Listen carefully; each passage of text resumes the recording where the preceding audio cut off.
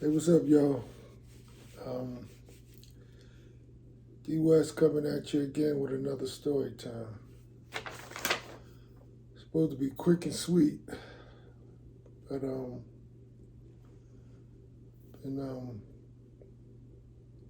trying to rehearse a little bit what I was going to say, how I was going to present it, and started off and wound up two sides of the paper. So we're gonna try to go fly through this thing because I just want to get this one out of the way. This one was near and dear on my heart as of late. And man, I got tons of story times. I ain't talking about story time just to be talking and telling you a story time. I got real stuff. And most of it as it pertains to this sick satanic gangster stuff. Spawned on by my, not my, but a sick satanic ex-family. Just put it that way. As nice as I could put it. I'm gonna use this as a cheat sheet because I got clips that I'm gonna show you, and I just want to kind of preface it so you don't miss stuff. But this particular subject here is near and dear to my heart because I stopped watching the news. And let me preface everything. Let me preface this thing by saying everything that I say is my opinion. To stay on the safe side, all of this is my opinion. It's my opinion that the news that we watch on a daily basis is fake.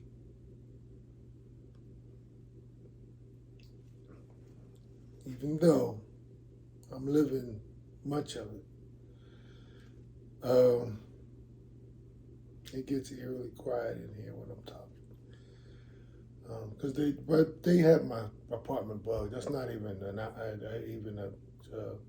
that's not opinion. Well, no, it's my opinion. Let me cover them up. That's my opinion. You know about the psyche, how that works. I'm getting into a lot of stuff out of it. That's why I try to write stuff down. Because you all know me with my tree and branches, I go all over the place. But let me just start this. Again, I just told you how I feel about the news. I stopped watching it 3 times. The third time I just said enough. And the reason why I was watching it was a big fan of Larissa Abreu, the weather girl, at noontime. She would encourage me because I was going to bed so late to at least get up by noon so that I could see her, and I did. And they used her for quite a while, sending me messages. And then one day they figured they'd hit me with it, and they shipped her out of town. Same thing with John Batiste of the Colbert Tonight Show. I would watch the beginning of that until I had enough. I watched the introduction just to see if he was hugging John Colbert. Then I had enough, and I told him he didn't have to be hugging a white man to get validation. I told him he was big enough on his own. I don't want to see that hugging anymore. We're trying to get away from that. Feminization, black feminization of our males. And the next night,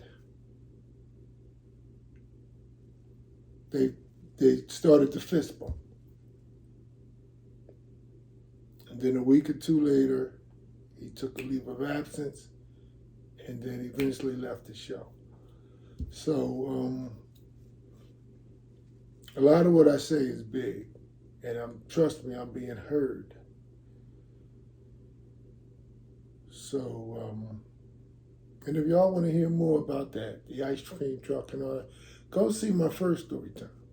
Larissa and John Batiste. And matter of fact, I think I'm going to go back and watch it. Because I don't remember all that I did, but I know it was pretty entertaining.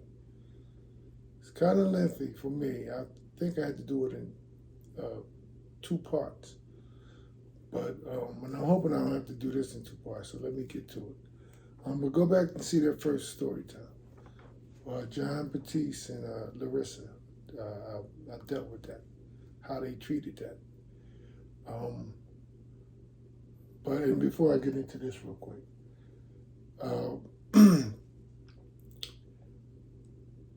with our anchors and the reporters and the newscasters and all, I had a lot of respect for them. But I always tell y'all that I love everybody. And it's coming from higher up that they have to do these things.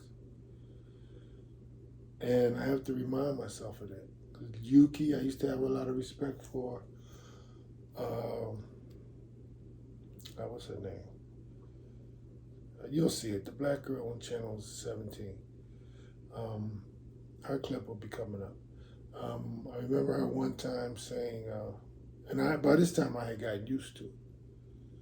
Remember her one time saying, "Oh, look out for an Amber Alert for a child being abducted in New Jersey, not too far from where I'm at." And then she said, license plate, something, 920, either my birthday and month, or the year, she said, with DWH or something like that, but it's with my initials. So I knew right away, because by this time I'm used to it, but I never, Shari Williams, but I never heard her say it. And so it kind of hit me because I was a big fan of hers too. So I said, wow, I mean, all of them, they know, that the news is fake, and is even though, they get taken out of the loop. If you want to be playing this game, you got to play the game. I'm learning that. Someone as intelligent and intellectual as myself can't work. Because I'm a Christian man, a God-fearing man, and a God-preaching man. But if you want to play in the game, you got to play by the rules. And so when she said my initials and birth date, I said, oh, man. Because I was listening for the Amber Alert. And then I went in the kitchen and was checking on my food, and I said to myself, shoot. And I give it 10 more minutes. She'll be, because this is how they do it. I said, I'll give it 10 more minutes and she'll be back saying disregard to the Amber Alert. Because I knew it was phony. And it wasn't even 3 minutes. I think it was 2 minutes. Because I was blown away by it. I took the lid off of the pot, set it down, stirred it, and next thing I hear, oh, on that Amber Alert, disregard the Amber Alert. It's a false, disregard the area. And I was like, I know it is. But that's how they play. The news is big business.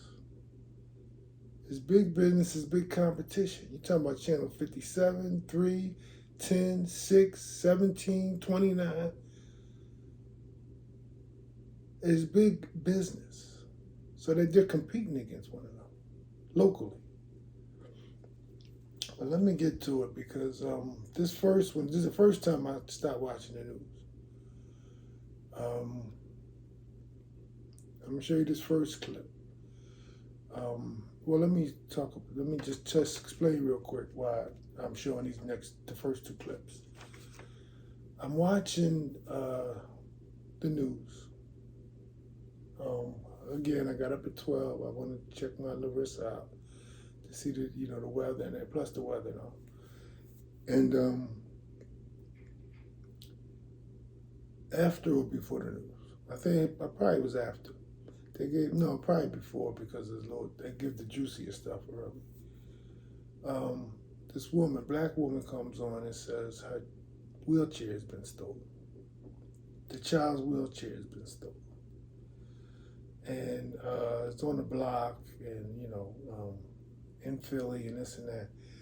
And I'm thinking, what block? Because I know in my neighborhood, when I was living in Philly, we would all came out and kept an eye on the wheelchair. She even says the wheelchair was $5,000. I don't know what kind of wheelchair is $5,000, but who would leave it outside in the first place? First place, why ain't the child in it? You got to ask yourself all this stuff. We don't do that. They think they can tell us anything. They can tell y'all anything. When she said that the wheelchair was $5,000, she set it out only for 10 minutes. Nobody watched it. Nobody's supposed to be watching it though. Unattended $5,000 wheelchair. Now, on my block, I know everybody been watching that wheelchair, and they knew better. That's man wheelchair. We would have been on that. So, but we let the news tell us anything. Because they've conditioned us. Not only are they conditioned us, we're fearful and we don't like to rock the boat.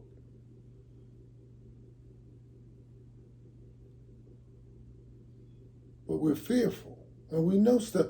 We don't even have time to think about what's real and what ain't. What makes sense and what don't. So she gives her spiel on, they stole a wheelchair, this blah, blah, blah. So I'm a little more interested, because I'm a thinker. I'm not like y'all. I'm a thinker. I said, let me look deeper into this. And so I Googled it. And when I Googled it, I said, that's her, but she must have been interviewed on a different day because the clothes look different. So I read up on it, blah, blah, blah, and then I went back up to it to see what day, because again, the clothes was different. I said, let me see what day they interviewed her. And was it the day before, the day after, or how'd that work? It was about 3 years earlier. See how they do this? And I've heard stuff about they go in cabinets and come out with and then find what they haven't, the story they haven't told in a while, and go back. And I've heard stories like that. Then I just thought it was Hollywood, but it's true. If they got 8 minutes to kill in a segment, they go to a cabinet. Again, my opinion. They go to a cabinet and find a story. So I was blown away. I said, this was in, let's say 14, and today's was in 17. That was in 14, the same lady. Now, nothing came up about, oh, wow, lightning strikes twice, I left the chair out again. Nothing like that, because it's fake.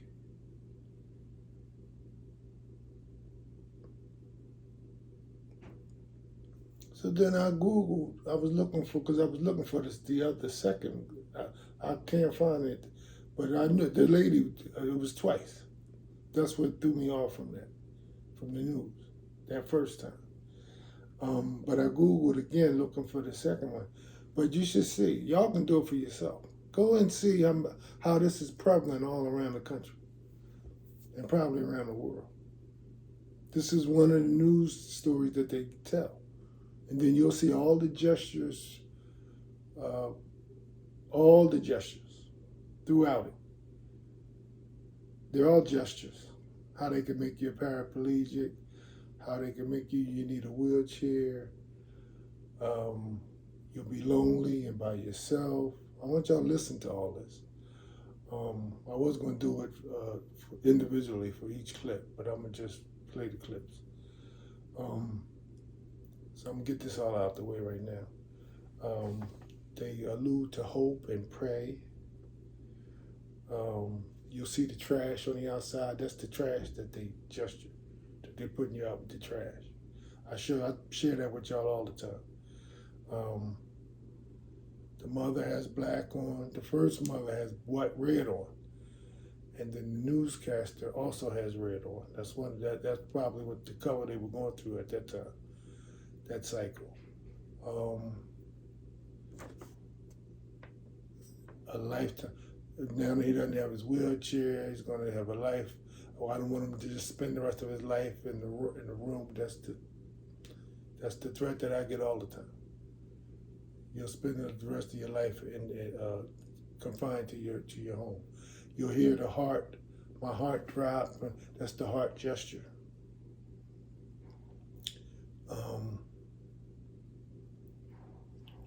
I wrote this. No one puts a child's wheelchair outside unattended, especially if it's $5,000.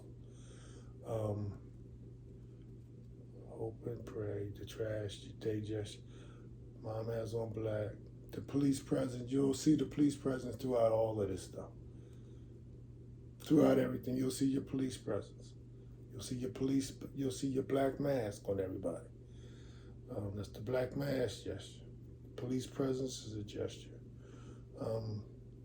Spending life in your house is a gesture. This was one of the rest here. All alone gesture. You'll hear that. And there's some other stuff. I mean, by the time I was writing stuff in practice, I didn't go back and read it. But I know by the time y'all can figure stuff out. By the time I watch this whole thing, I'm gonna be like, I should have said this. I didn't catch this, catch that, like I did the first time. But you get the gist of it. That's for the first two clips. That's for the wheelchair gesture skit that they run. Again, it's all over the country. It's the wheelchair skit. You'll hear it come up every now and then. And we allow stuff like that. We allow stuff like that. Ain't nobody but us. These two women right here were black women. It perpetuates the stereotype about us. And we're quiet. And some of us are complicit to it. I don't know if they get paid. I know it's a gangster's talk gesture. Maybe they help participate because I don't want to get into that. But I was about to touch on something. But some people like to really feel included. And we're some of them. We're those people, for the most part, who likes to feel included with everything. And so if they need to do something as far as gangster stalking, what's my rule? What I got to do? And they use the children for that. I got a clip that I'm going to show you. It's on my TV all day, all the time. Just using the children. They use the children. They don't care about using the children. It's on your TV too. Send donations for this and for that, and they show the kids that are deformed and need braces and in the wheelchair, stuff like that. It's really a gesture against victims like myself. A threat and a gesture. I'll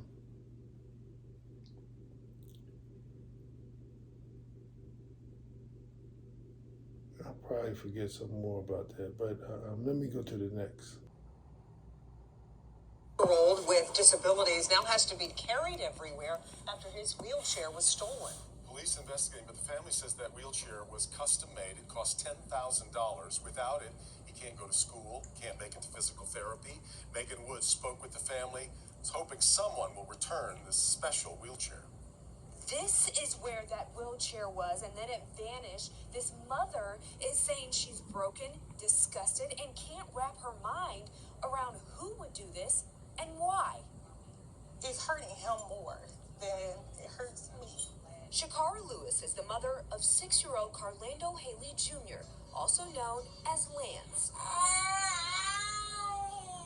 Carlando, you're okay.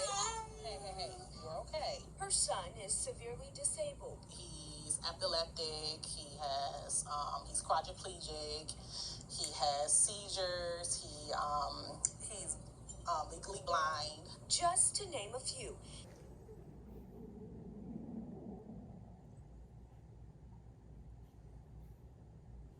2017. This picture's 2017. Started.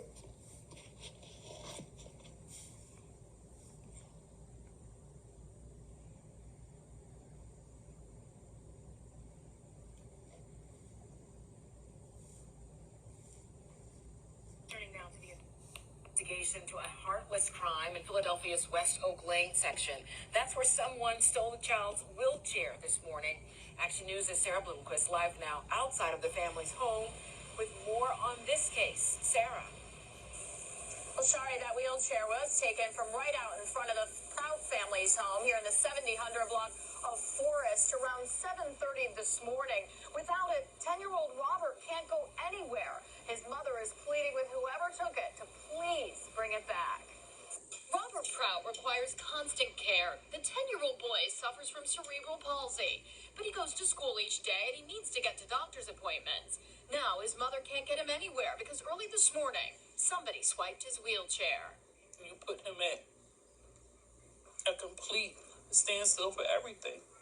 His life isn't meant to be spent in his room. And unfortunately, right now, that's where it's going to be. Robert's mom, Amisha, put the wheelchair on the sidewalk outside their home in the 7000 block of Forest around 7:30. The bus that takes him to school was en route. She went back inside to get her son. 10 minutes later, the wheelchair was gone. Yeah, my heart dropped. I couldn't believe it. I could not. I looked up and down the street like just maybe to see somebody pushing it where I can yell out. The custom wheelchair allowed Robert to sit up and see the world, and it cost close to $5,000. Who just has it just laying around to say, oh, well, the chair is gone, so we're just going to go get a new one. That's not the way it works. So now I have to really jump through a lot of hoops and just kind of hope and pray that it works out that I'm able to get him a new one. It is trash day on the block, but Amisha says the wheelchair looked nothing like trash. It's less than a year old, with Robert's name stitched into the seat, and he desperately needs it back. The chair was his way of being out in the world, and without it, he can't do that. And I don't think it's fair for nobody spends life in the house. And unfortunately, right now, that's what it's going to be for him. Homeless alone just. Now, Amisha did call local scrap yards and asked them to please be on the lookout for the wheelchair. She also called police, and detectives are now on the case. But again, if it was just a mistake, if somebody thought it had been put out as trash, she just wants them to bring that wheelchair back. Live in West Oak Lane, I'm Sarah Bloomquist, Channel 6 Action News.